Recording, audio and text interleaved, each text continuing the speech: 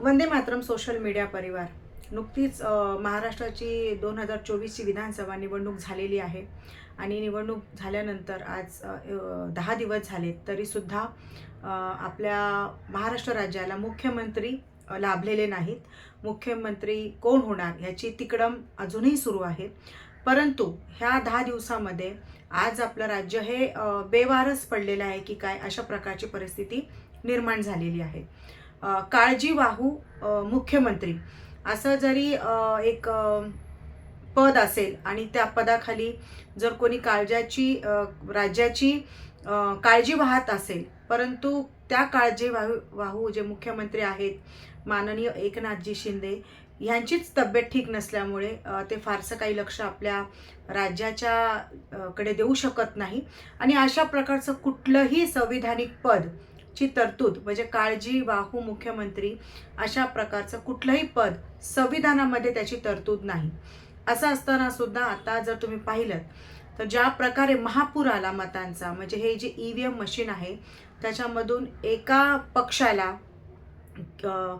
एवढ्या मोठ्या प्रमाणावर मतं मिळाल्यामुळे कुठेतरी ह्या EVMवर आणि ह्या झालेल्या मतदानावर शंका उपस्थित व्हायला लागलेल्या आहेत आणि पूर्ण महाराष्ट्रामध्येच अशा प्रकारच्या लोकशाहीला काळिमा फासणारे, लोकशाही धोक्यात येणारे जे कृत्य आहे त्याचा विरोध व्हायला लागलेला आहे.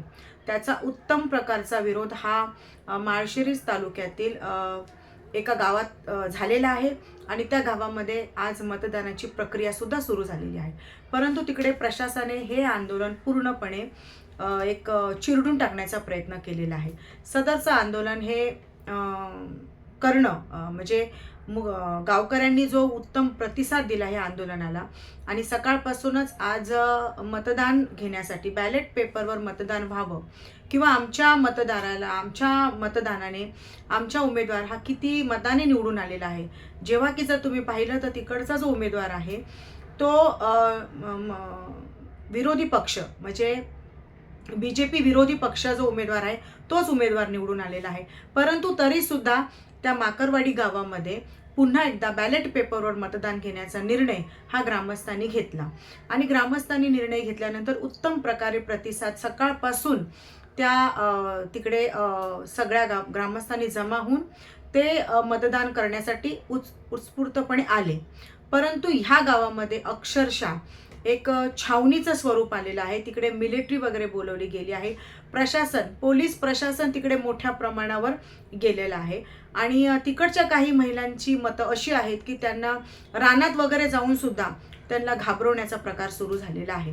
एवढ्या मोठ्या प्रमाणावर पोलीस तिकडे आले. हे सगळी घटना अजून झालेली नाही आहे. 2-3 दिवसापासून तिकडे पोलिसांचा गराडा आहे. तर मला एक कळत नाही की ज्या वेळेला एखाद्या ठिकाणी अन्याय होतो, अत्याचार होतो, तिकडे पोलीस का उशिरा पोहोचतात, त्यांना तिथे पोचायला उशीर का होतो.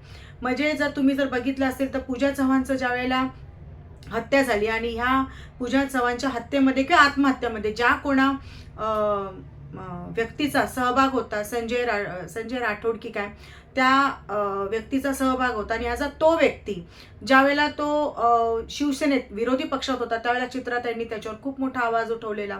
पण ज्यावेळेला चित्राताई स्वतः भाजपमध्ये गेल्या आणि तो सुद्धा व्यक्ती भाजपमध्ये गेला तर त्यांनी मात्र त्यांचा आवाज म्हणजे उठलाच नाही, त्या गप्प झाल्या.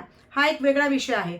परंतु त्या पूजा चव्हाणच्या वेळेला ज्या वेळेला 100 नंबरवर कॉल केला गेला होता पोलिसांना, त्यावेळेला पोलिसांना तिकडे येण्यासाठी किंवा पोलिसांना ती सगळी इन्क्वायरी करायसाठी एवढा उशीर लागला, कारण त्यावेळेला त्या मोठ्या नेत्याला वाचवायचं होतं.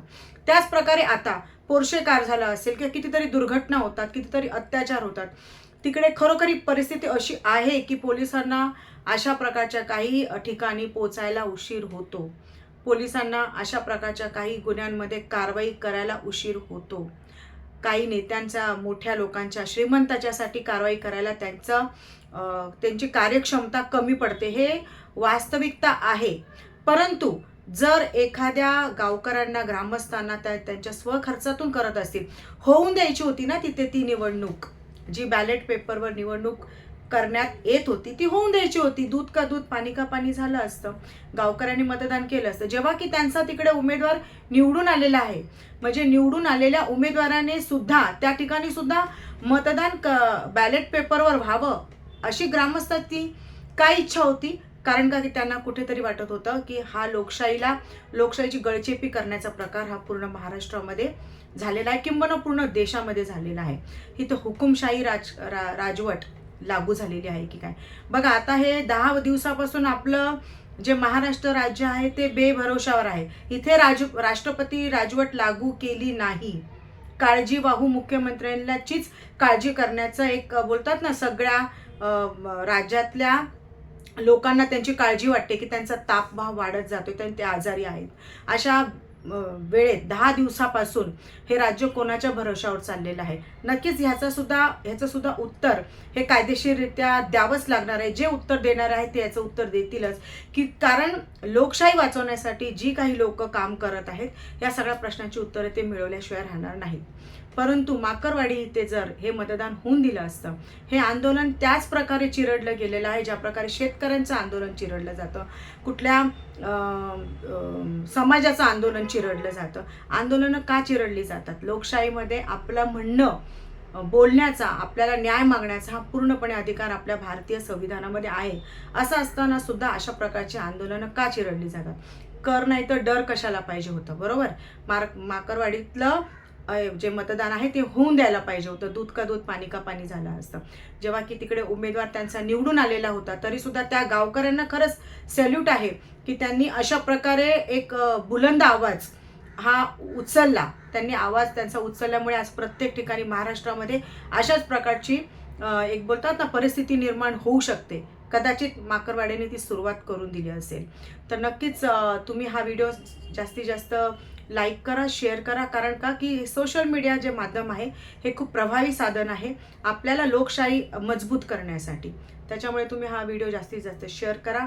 आणि पुनश्च एकदा मी माळशिरस येथील माकरवाडी गावकऱ्यांचे खूप खूप आभार मानते की ते निडरपणे उतरले. परंतु जशी सगळी आंदोलनं चिरडली जातात तसेच हेही आंदोलन हे चिरडलं गेलेलं आहे.